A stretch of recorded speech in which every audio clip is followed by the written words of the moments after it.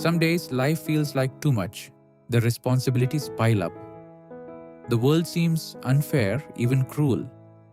You look around at the chaos in your work, in the news, in your own head, and a quiet voice asks, "What is the point of trying at all?" In that state, it is tempting to give up on order, to stop making your bed, stop keeping promises, stop standing up straight, to let the chaos win, because fighting it feels pointless. But here is the idea at the center of today's book. The antidote to the chaos of life is not some grand revolution out there. It is a set of small, demanding responsibilities you take on, right here in your own life. Order is not handed to you, it is built by you, one rule at a time, and in carrying that weight on purpose, you find the meaning that makes the suffering bearable. This is the heart of this book by Jordan Peterson, a clinical psychologist who spent decades studying what helps people find stability and meaning in a difficult world. Peterson sees life as a constant balance between two forces: order, the structured, known, predictable part of existence, and chaos, the unknown, the unexpected, the overwhelming. Too much chaos, and you are lost and afraid. Too much rigid order, and you are stifled and brittle. A good life is lived on the line between them, with one foot in security and one foot in growth. His core claim is this: the way to face a chaotic, often painful world is not to fix the whole world first. It is to take radical responsibility for yourself, starting with small disciplines, and to build order from the inside out. Stand up straight, tell the truth, set your own house in order, and pursue what is meaningful over what is easy. Do these hard, simple things, and you become strong enough to bear reality and to make it a little better. The first idea sounds almost too simple. Stand up straight with your shoulders back. But Peterson means far more than posture. How you carry yourself sends a signal to the world and to your own brain. When you slump, defeated, the world treats you as defeated, and your own body chemistry follows.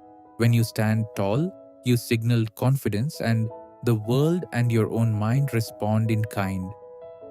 To stand up straight is to accept the burden of being, to confront the chaos ahead with courage instead of hiding from it. So the first rule is to adopt the posture inside and out of someone ready to take life on. Square your shoulders, lift your head, and meet the world directly. That small act of courage changes how you're treated and slowly who you become. The second idea exposes a strange truth about people. Many of us take better care of others than we take of ourselves. People will reliably do for a loved one or even a pet what they neglect to do for themselves. Underneath this is often a quiet sense that we do not deserve good care.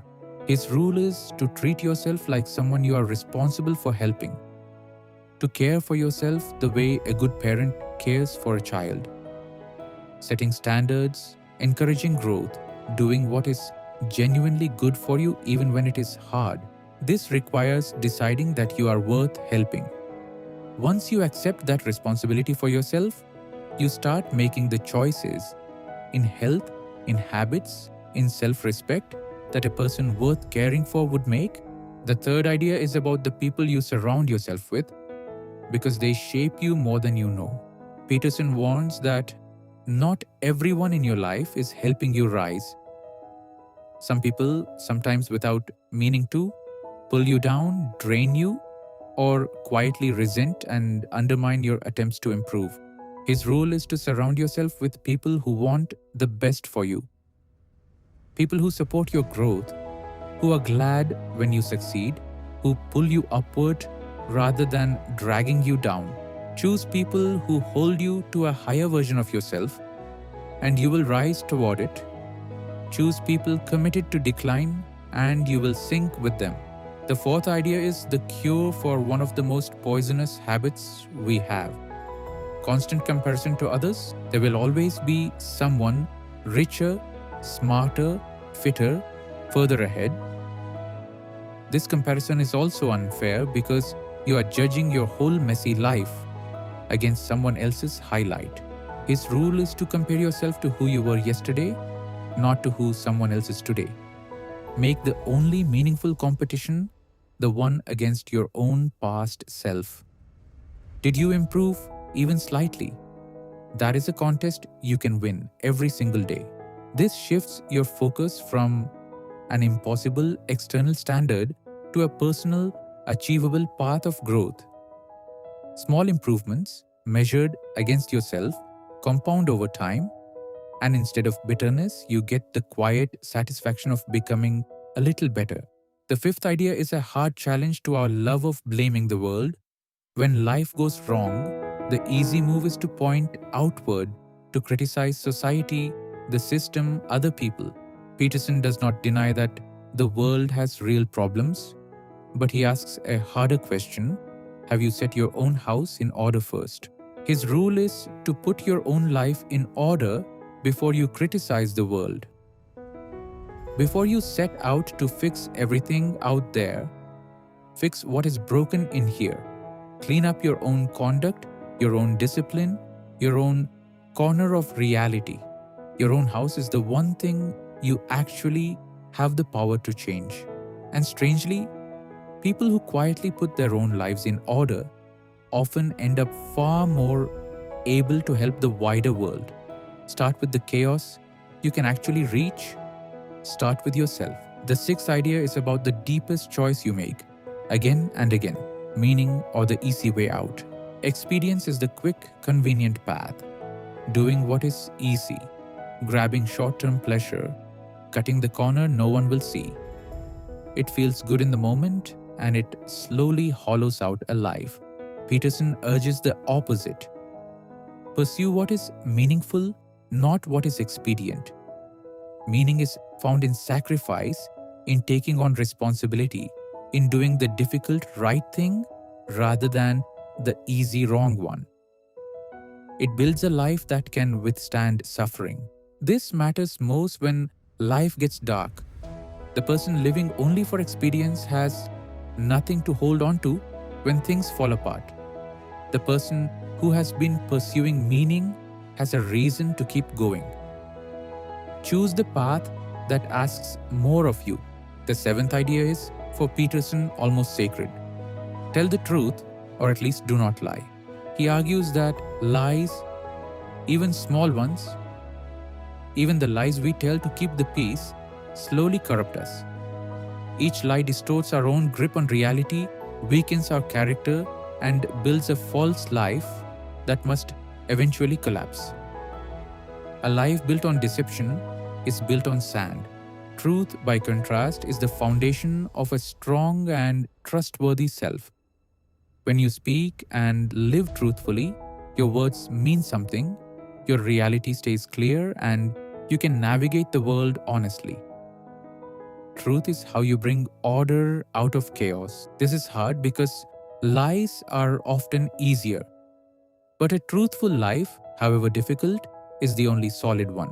So watch your own words and stop the small lies. Speak and act in accordance with what you know to be true. Before we talk about using this, 3 hard truths. The first: blaming the world is easier than fixing yourself, and it changes nothing. You can be completely right about how unfair life is and still be powerless until you turn to the one thing you can actually order: your own life. The second: chasing the expedient hollows you out. Every easy, convenient, slightly dishonest shortcut feels like a win and quietly builds a life with no foundation to stand on when suffering comes. The third: small lies are not harmless. The little untruths we tell to smooth things over corrupt our character and our grip on reality one by one until we are living a life that is not really ours. So how do you actually live this?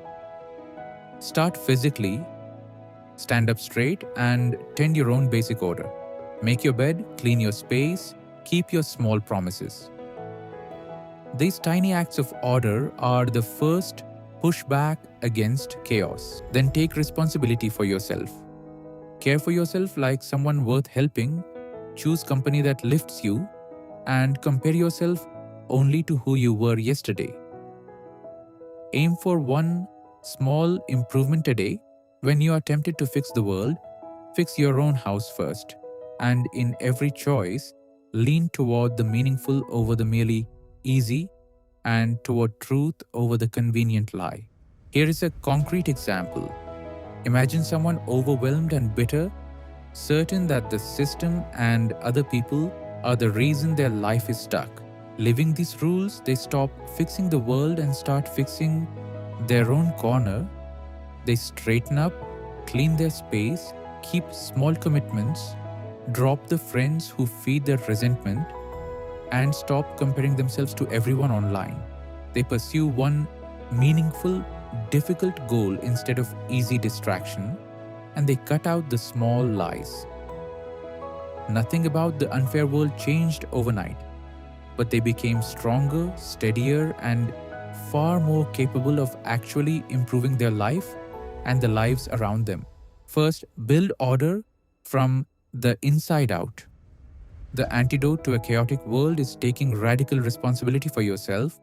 Stand up straight, tend your own life, and set your own house in order before you criticize the world. Second, choose growth over comparison and meaning over ease. Measure yourself against who you were yesterday. Care for yourself like someone worth helping. Keep company that lifts you, and always pursue what is meaningful rather than merely expedient. Third, stand on the truth. Small lies corrupt your character and your grip on reality. Speak and live truthfully, and you build a self solid enough to face suffering. Truth is how you turn chaos into order, one honest word at a time. 12 Rules for Life, in the end, is a demanding kind of hope. It does not promise an easy world. It promises that even in a hard one, you can find stability and meaning by shouldering responsibility and building order in your own life. And it ends on a gentle reminder. When the suffering feels heavy, do not forget to notice the small good things. Enjoy a good coffee, pet a cat when you run into one. The little joys are real and they help carry the weight. If you want the PDF notes used to break down this book, comment PDF below. When I see your comment, I'll share the link so you can go through every key idea yourself. And tell me in the comments which book you want decoded next. Your comment might decide the next video. This is Blood, Sweat, Gold, where luxury is earned, not inherited.